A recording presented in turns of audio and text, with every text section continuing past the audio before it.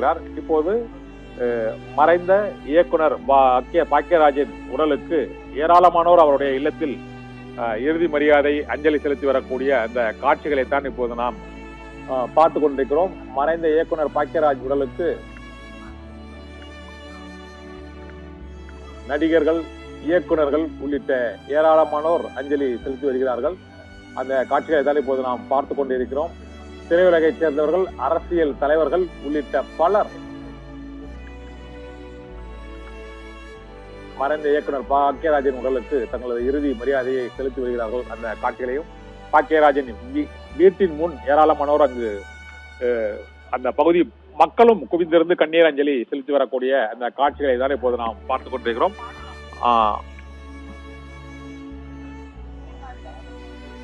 கவிஞர் சினேகன் ஆழ்ந்த இரங்கலை இயக்குனர் பாக்கியராஜின் மறைவை ஒட்டி அவர் வெளியிட்டிருக்கிறார். இயக்குனர் பாக்கியராஜின் மறைவு பேரதிர்ச்சி அளிக்கிறது என்றும், நேற்று இரவு ஒரு 11 மணிக்கு கூட எழுத்தாளர் சங்க தேர்தலை பற்றி குரல் பதிவு அனுப்பியிருந்தார் என்றும், காலை இது குறித்து விவாதிக்கலாம் என அவர் தெரிவித்திருந்ததையும் அவர் குறிப்பிட்டிருக்கிறார். நேற்று இரவு 11 மணிக்கு அவர் ஒரு குரல் பதிவை அவர் எழுத்தாளர் சங்க தேர்தல் தொடர்பாகவும் தேர்தல் பற்றி நாம் விவாதிக்கலாம் என்று கூறியிருந்தார். ஆனால் இப்போது அவரோடு மறைந்து விட்டார் காலையில் என்பது மிகுந்த அதிர்ச்சி அளிக்கிறது என்றும்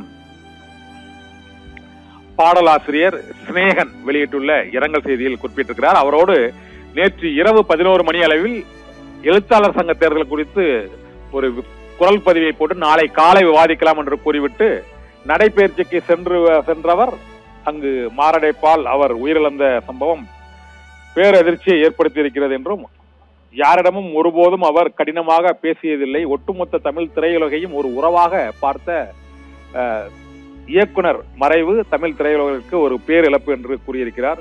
நேற்று முன்தினம் ஒரு திருமண நிகழ்ச்சியில் பங்கேற்பு, நேற்று இரவு 11 மணிக்கு எழுத்தாளர் சங்க தேர்தல் தொடர்பாக கவிஞர் சினேகனுடன் அவர் குரல் பதிவு மூலமாக தொடர்பு கொண்டு பேசியிருக்கிறார்.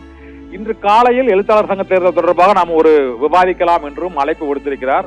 ஆனால் காலையில் நடைபயிற்சியும் சென்றிருக்கிறார். ஆனால் அங்கு சில நிமிடங்களில் மாரடைப்பு ஏற்பட்டு காலை இரவில் பேசிய நபர் காலையில் அந்த மனிதர் இல்லையே என்று நினைக்கும் போது ஒரு நம்ப முடியாத பேரதிர்ச்சியாக இருக்கிறது என்றும் கவிஞர் சினேகன் வெளியிட்டுள்ள அந்த இரங்கல் செய்தியில் அவர் தெரிவித்திருக்கிறார்.